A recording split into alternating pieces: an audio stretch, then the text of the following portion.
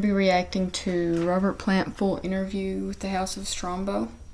I got this requested probably a few months ago, but I haven't really. I've seen maybe the beginning, but not the rest of it. I've been wanting to watch it because I've seen other interviews of his, and he's really, really just intelligent. I could listen to him talk or sing all day. So here we go. I'm going to start here. We'll see how this part goes.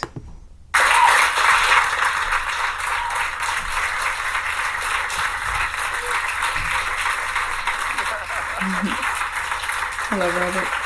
It's warm. It's warm. Thank you, man. I'd have known I'd have dressed for it. I'm glad you did. It's warm in here. Yeah. How are you? Bloody hell, it is hot. What's going on? It's excitement. It's climate change. It's all those things. Good. Welcome. Thank you. How are you? Better than I ought to be. Oh, Yeah. just to let y'all know that this interview happened about in 2018. So. Are you surprised? I haven't got time to be. I'm just... You've always been Turn having it up that a little arrow bit. pointed forward, haven't you? Has it always been part of your life, or did it come later? Well, you know, if you lose your mojo, you can't get it back. Yep. You know, you can talk about reforming it, redeveloping it, shaping it, but you've just got to keep it going. You make some errors, mistakes, but generally you just celebrate. Do you want a water, by the way? We can get tea or water. Yeah, that wouldn't be a bad idea. Well, Yeah. thank you. Can I have a cup of tea as well, please? That we can do. You know, the last time we spoke, you had said to me, this is after the interview, we were off camera, we were just walking back to the room, and you said, you know, because you hadn't written the songs that you were performing, and you're like, maybe there's just nothing left to say. And I remember thinking, if Robert Plant has nothing left to say, everything's fucked. But then all of a sudden, now you have things to say again. Had you lost your mojo, or did you? You said you can't get it back, but had you got something back? Well, no, it's circumstantial. When I was working with Alison Krauss, I was in a Nashville environment to begin I've with. actually listened to a few of their songs together. Like I've seen like live videos of Robert and Alison Krauss. They sound amazing together. If you haven't listened to them, and if you like both of them, you should definitely check it out. The journey begins many, many years ago. So through naivety and lust and will and all that, you develop something. And you look back later on and go, well, that was brave, but it was, you know, you had to get better than that. So things developed right up until maybe the year 2000, when Jimmy Page and I traveled around the world with an Egyptian orchestra playing stuff, you know, and The way he said stuff. it got to a point one night in Mannheim in Germany where we were playing inside a big concrete cube to a huge audience of males pumping the air with their fists. And I went, well, I don't think we need this anymore. It's time to get off the bus quick. Right. So We as a culture didn't need that anymore? Or we you- inside here, Yeah. the many, many myriads of me. And so we got to That'd Paris be a and good we title played for an the album. 50th anniversary of the Declaration of Human Rights in Paris. It was an insignificant bill. It was the beginnings of Radiohead, Bruce Springsteen acoustic, Peter Gabriel acoustic, and the Gives Dalai a good Lama. set of what he's talking about. Bums across the board. Yeah, Right? I mean, the Dalai Lama doing a gig, yeah, he played mean harmonica, and I just looked at the crowd and I saw the guitarist in Radiohead. When it was time for a solo, he just knelt down and started messing with his pedals, and got some squelch shit going on and all that sort of stuff. And I went, well, that's a lot different to what I have been, the world I've been in, of expressive gesture and stuff. So I just, I realized it was time to change. Then I started writing. I mean, the first album, Dreamland, with Strange Sensation, only had a couple of things on it, because, again, like later on in Nashville... I actually have that album. Not on record or vinyl, but I have it downloaded on Spotify, though. You grab at songs that you like, and you kill them as best you can, and then you say, do I like these people? Can you open up? So the first album, after saying goodbye to that big time shit, was invariably psychedelic covers and things, you know. Hey Joe, Morning Dew, that sort of thing. Song to the Siren, beautiful song. All that, and then you get used to the guys and start getting into it. And Mighty Rearranger was a huge rocket forward for me. And in the kind of wondrous margin of obscurity that I now live in, it was a great place to be, because I realized the guys I'm working with have got so much. They all came from such different places, musical personalities, and experiences from, you know, Justin had been working all over the world with WOMAD, and he'd been with Jar Wobble and Sinead O'Connor, and he'd been recording in Egypt, and he really had and has the game down. So that was one string to the bow. And then Skin had come in from a Britpop group from Cast, from Liverpool. Johnny Baggett had come in from Massive Attack and Portishead. So there was a kind of musical... I know about some of the music he's talking about, but not all of it. So if I'm not, like, you know, really, like, amazed by it, it's just because I haven't heard of every artist he's talking about. Melange there. It was brilliant. So everybody had got a different way of seeing the same chord movements. How long did it And take? so that I heard this great kaleidoscope of sound, which was so far away from straight down the line rock. Right. It made that other side of rock seem to me to be obsolete. We got some tea for you here if you want. Yeah. Thanks, Bob. Wow. Tea sounds good, actually. Was that for me teeth? What's Oh my goodness, that joke. I love it. If I'm not mistaken, I'm not sure if he's going to be... Tell me how old Robert Plant is, because I don't know if he's going to be 70 or like 72 or 73. Because I can't remember. Because I think in this interview he was like 69. So he's probably 72, I'm guessing. You bought me cold water in case the tea was too hot. Yeah. He's a professional. Yeah. He's a professional. He's Irish. Yeah. How long did it take for you to find a bunch of players who treated you like a guy in the room as opposed to treated you like that guy they grew up? I'll let you know. Yeah, it's still happening. No. I mean, the trouble is that no, not the trouble. The phenomena is, I've been around a long time, so sometimes things get a little bit giddy, even now. Yeah. But not from my point of view, but from people who come through and come by. So the world experience for us all, backstage as we do these gigs, is great because it's fluctuating all the time, where people come in from the past or from the present, and maybe a couple from the future. You never know. Yeah. Do you... This record particularly, Carry Fire, like it feels really fresh. I mean, it feels lyrically really engaged. At some point, the older you get, are you more likely to believe what you see, or more likely to believe what the things you can't see? It's a good question. Well, it's shwea, a little bit of both. Yeah. There's lots to sing about. It's just how do you make them into a song without proliferating and becoming some kind of political aimless guru, you know, willowing along in the corner, like chuntering away like a budgerigar in a cage with somebody comes and puts something over you so you go to sleep. That's right. You know, so you have to make it kind of slightly comical as well if you're going to make any comment. Yeah. Or, you know, I don't know. Jim Morrison said, "Cancel my subscription to the Resurrection," and he was about right. You know, we're in the shit, and pop music is almost. It's either a panacea or it's totally insignificant. Really, I'm not sure. That's not old guy talking, because you've. I can agree with that, right? but not everybody would. Truck with anything, really. Is there something? I still like some modern music. I don't like it. A lot of the music I listen to is not modern though, but I do like some, but not much. What's happening in your mind? Why do you think we're at that place? Because there's so many bigger things going on. And the last time there was a reaction to corruption in politics, which there is every day of all our lives, from what I can remember when I was a kid and first got off the plane this side of the water, there was a huge sort of society which was of this age group, probably our age groups, who were out to change things.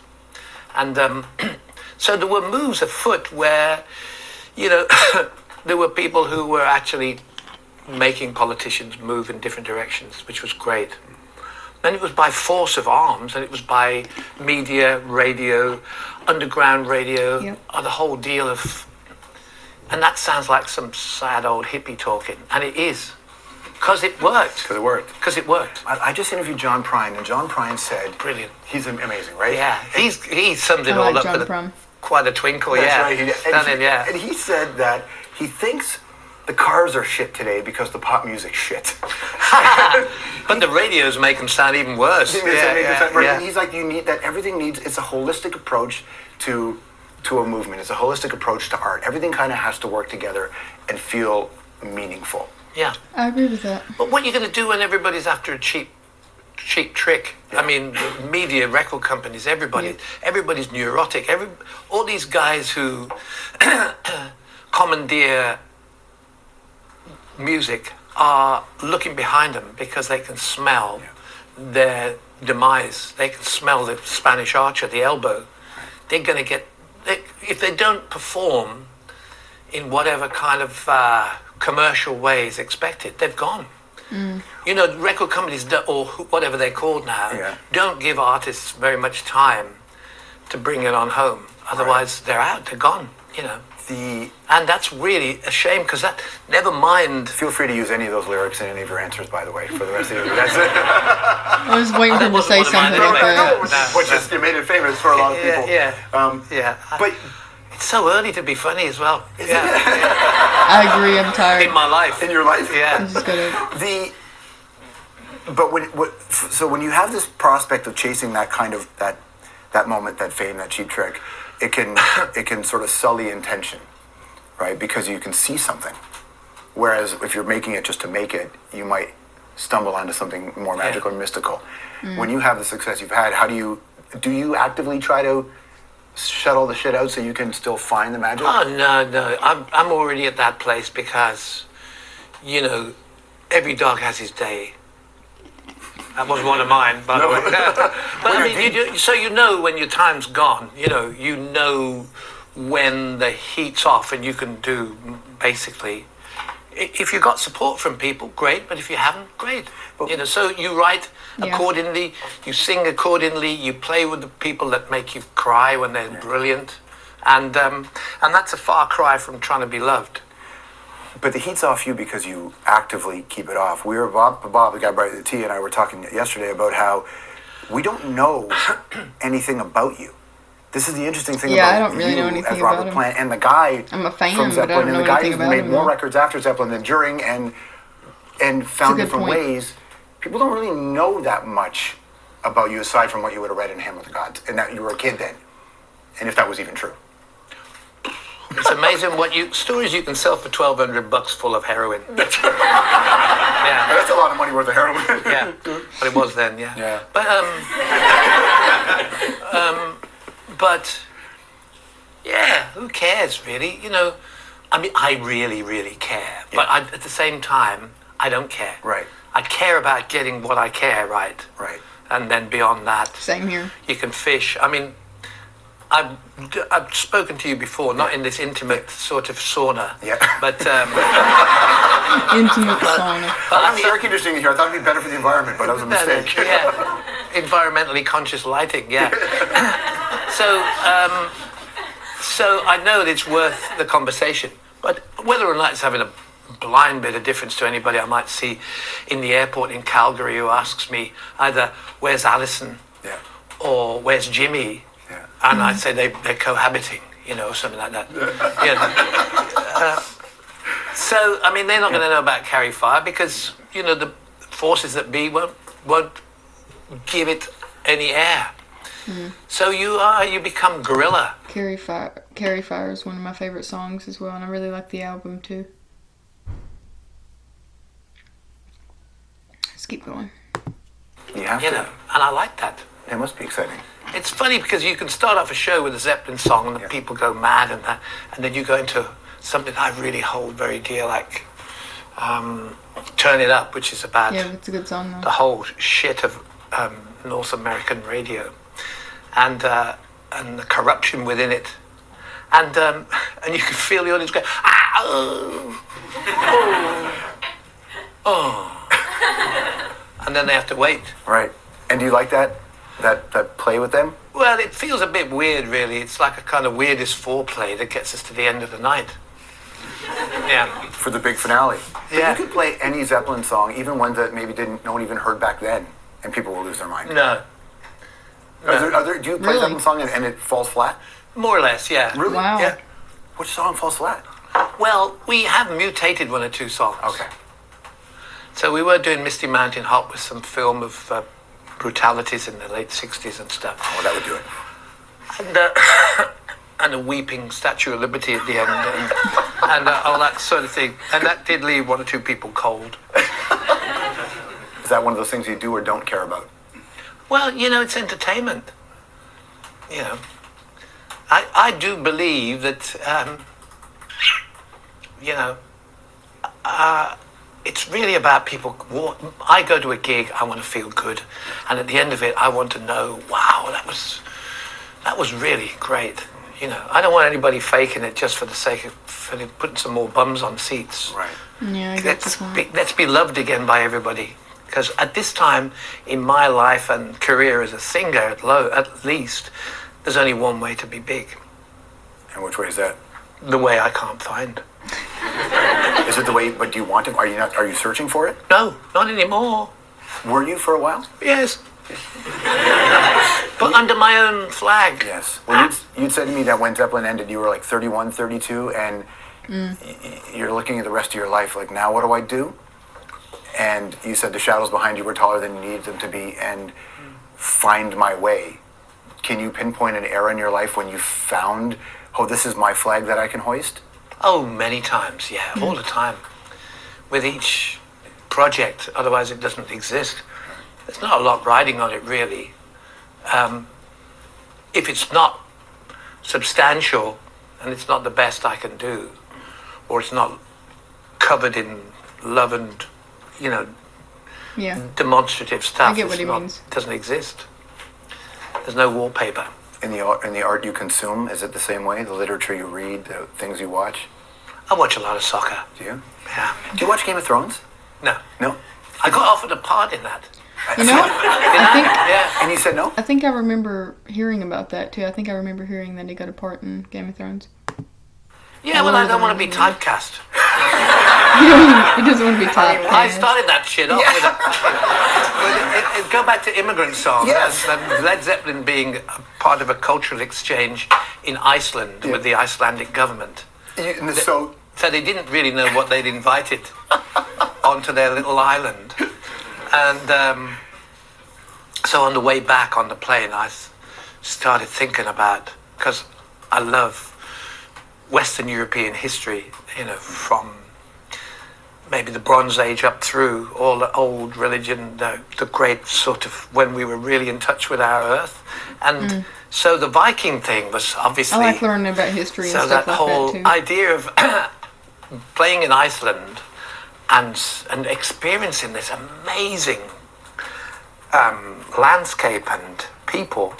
So, yeah, I've got a lot to answer for really, because I've never seen so many bands with double-bladed axes and sort of looking like that. You know, they could have all looked like Soft Cell, you know, something like that. were it not for you and Yeah. Mordor and all of that. Yeah, Mordor, naughty Mordor. That's it. Yeah. It haunts you to this day. Yeah. What part did they offer you in Game of Thrones? What was it, Nick? Do you know?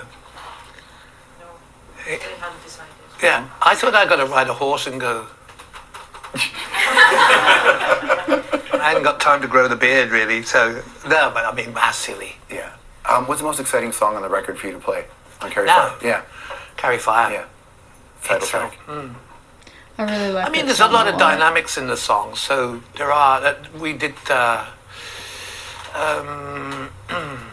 Bones of Saints last night, Yeah. which is I've never heard that pretty one. I'm going to powerful look it up. stuff. And now we've extended it so it begins with the soil. It's really about in Mesopotamia. That's where they considered the Garden of Eden was, in the Euphrates Valley, where the hanging walls of Babylon were. And there was a point where every single piece of cultural reference to that area where civilization started to really develop was bombed to pieces like 3 years ago. And it's just, and you just watch it on the news on repeat all the time. There was a time when Saddam Hussein was trying to rebuild the hanging walls. There was all this conversation about just the cultural importance of that region. So if you bomb your history, can you understand it truly? No. Well, who needs history? You just need power and heft. Now. Yeah. Anyway, thanks for having me. It's been great. I've only run out of everything I got to say now. Oh, but we're not done yet. You were 22 when you went to Morocco? Yeah. Do I hear that on this record now? Is that what I'm hearing as well? Yeah, you can hear it everywhere in me, sadly. It stayed with you the whole time? Yeah, absolutely, yeah. I've been there this year. And, it continues to flex its muscles. They lost in the 94th minute yesterday in the World Cup against Iran. I mean, it's great to see, countries represented who are supposed to be the pariah of the world, and yet you see and you realize that beneath the ruling class, you got people, and footballers and soccer players and people selling hot dogs, and all that stuff going on. So it's a great thing to see. It's a panacea, really. But yeah, I go to Morocco as much as I can. It's a very funny place. I can imagine. There's a humor about the people. And when I went there, one of the first times, I went down to Guillemine, which is supposed to be the gateway to the Sahara. And I met this guy, and he said, you want to see a miracle? I said, well, I haven't seen one for a week or so now, so yes. He said, I will take you to the desert, and there you will see a man who will sit there, and for 10 dirham, you will see mint grow between his feet. Yeah. I gave him the 10 dirham, and I never saw him again. Yeah. I thought he must work for a record company, but that's worth it, because what if? Yeah. Well, yeah, but you've got to subscribe to nonsense. Yeah, right? Yeah. Staying playful is the way to instill it. Be vital. Yeah. Well, I keep going back trying to find that guy, and that's he's nowhere to be found. I can imagine. No, but it's great, there's a humor about the people. They're very loving people, and a lot of them aren't caught up in the same kind of speed that we operate at, So they've got time to be humorous, and at the same time to look out into the world and feel proud of the fact that they're making their moves as a nation in their own way. There's obviously all sorts of other stuff attached to all of us, but yeah, I love it there. I'm just closing this. What do you like to listen to now? Is your record? I know you have a huge record collection, but is what you listen to a wider selection now or narrower? Oh no, it's everything really. Well, I've got some friends who've got a project called Low out of Duluth, and saw them recently when we played in Minneapolis. They gave me their new record. There's stuff going on there. There's a lot of stuff around that's good. They've been around for a long time. Yeah, and the Milk Carton Kids have got a band now, and I love them. Precocious, cheeky, and alcoholic. And fun. Yeah. And alcoholic. Yeah. At one point, do you talk to them about that? Yeah, I'm not going to talk to them about it. No. What are you reading? I'm reading a book about the pagan sites of the western part of Britain. And it's written in a contemporary form. It tells you all about, how they were building churches within... if you want to have a little nap while I do this, inside the old Iron Age hill forts, when they were trying to bring Christian religion into the old religions, and they were building churches to suit on ley lines and stuff like that. The same old shit. Same, Repeated. One ring to rule them all. That's what it is. What interests you about that? Well, the fact that the collision and the rejection, and even now in the 21st century, how villages around Britain still, at certain times of the year, they harken back to the process as it was with the changing of the various solstice times and the whole idea of the fertility rites at Easter, just how it manifests in the land of traffic jams and supermarkets and 24-hour TV. And you still see guys in Staffordshire at certain times of the year wearing antlers on their heads and dancing through the streets. Right. You know. God love them. Yeah, something to do, isn't it? Yeah. Are you when you study history? That's a really sad thing to talk about. No, I mean, it's a human thing to talk about. Yeah, but it's beautiful because you touch the earth there. Are you an optimistic person? Sometimes. The thing about understanding history is you sort of see the cycles, and sometimes song remains the same, mate. But is that liberating or no? Not? It's bloody awful, really. I have nothing to say about all that shit. I'm closed. You closed off to it? How come? No, because I'm closing it now. Yeah. It doesn't mean to say it's not there, but it's just. Is it true? We're all the same. And what you put into your mind, is that it's an active choice of what you think about and what you consume? No, everything comes straight through. And at my time in life, with the life I've had, it comes in here, and most of it goes straight out the other side. There's a filter system, which I get excited about. I was just thinking about all the artists who are rich because you guys changed the system. Do they ever thank you? Not at all. No. But I had nothing to do with me. No? No. Was it Peter? Yeah. Yeah? Well, I mean, he just stood up to the bullies. Yeah. The guys who got the whole music business under control. They got a kind of manacle around everything. But, times change. Yeah. Goodness knows what it's like to be in a big band now. Yeah. There's a lot of shit going on when you do a gig. How would you approach the music business today if you had songs in you and you were 17, 18, 19? I think I'd get a job first, and then I wouldn't get too optimistic about what was going to happen. Mind you, there are singer-songwriters who can play 3 nights at Wembley Stadium with a great light show, and there's substantial songs to sing along to. Yeah. Thanks for your time, man. It's a pleasure. What a pleasure. Robert Plant, everybody. Yeah. Thank you.